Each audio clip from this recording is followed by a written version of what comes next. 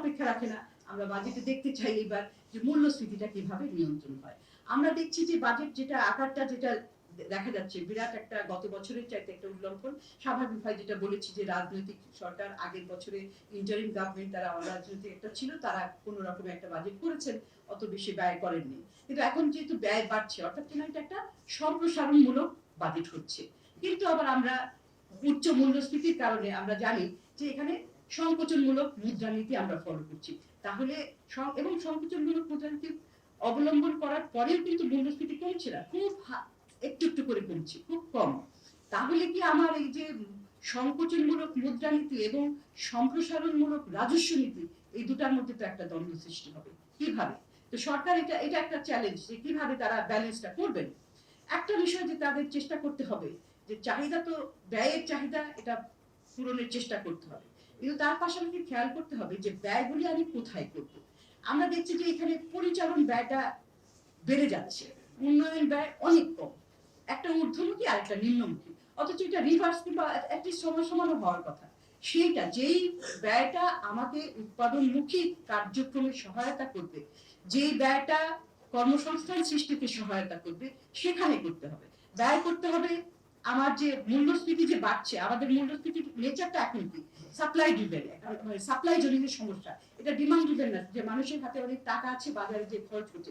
Supply, আরো যদি supply আরো বেশি পণ্য বাজারে থাকতো তাহলে কিন্তু একটা কম্পিটিশনের ভিত্তিতে একটা জায়গায় দামটা স্থিতিশীল হতো, সেটা হচ্ছে না। তো সেই জন্য আমার সাপ্লাই বাড়াতে কোথায় তাহলে খরচটা করতে হবে? খাদ্য উৎপাদনে, কৃষি খাতে, যাতে কিনা বেশি করে সাপ্লাই আসে, এবং তারপরে বিনিয়োগ যেহেতু করাতে হবে, লজিস্টিক্স, ট্রান্সপোর্ট, এনার্জি, এই সমস্ত জায়গায় কিন্তু বিনিয়োগগুলা করতে হবে যেগুলো আমাকে কংক্রিট ফলাফল দিবে এবং যারা এই উচ্চ মূল্যস্ফীতির জন্য অভিজাতে তারা জর্জরিত তাদেরকেও একটা স্বস্তি দিবে।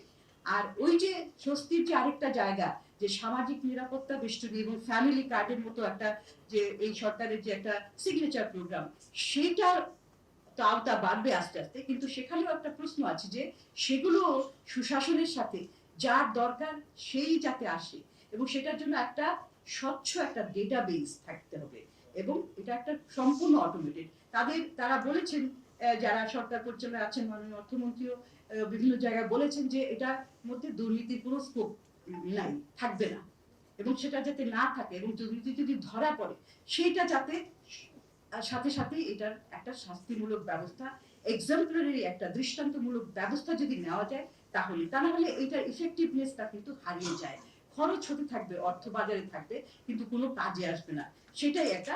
আর দ্বিতীয় ব্যক্তি খাতের বিনিয়োগের কথা আবার বলছি, জ্বালানির কথা, এবং জ্বালানি এমন একটা জিনিস যেটা পণ্য যেটা কিংবা সেবা যেটা অ্যাক্রস দ্য বোর্ড, ব্যক্তি খাত, হাউস হোল্ড লেভেলে, শিল্প, সব জায়গায় সরকারের এটা ছাড়া আসলে আমাদের যে এই যে সরকার, এটাও আমরা পড়েছি যে আগামী অর্থ বছরে 6.5% প্রবৃদ্ধির কথা বলছে। এখন এই 2025-এ ছিল 3.5% প্রবৃদ্ধি, 2005-এ লক্ষ্যমাত্রা এস্টিমেট করা হচ্ছে 5%। ইন্টারন্যাশনাল অর্গানাইজেশন গুলো আরো অনেক কম বলছে, বিশ্বব্যাংক বলছে 3.9%। 5% যদি বা 5% থেকে 6.5% করতে হলে এই যে প্রিকন্ডিশন গুলা, এই বিনিয়োগ বান্ধব পরিবেশ, জ্বালানি, সুশাসন, আইন শৃঙ্খলা পরিস্থিতি এবং ল এন্ড অর্ডারের কথা একজন বলে গেছেন পূর্ববর্তী বক্তা, এইগুলো যদি আমরা ফুলফিল না করতে পারি তাহলে এই লক্ষ্যমাত্রাটা আসলে পূরণ হবে না।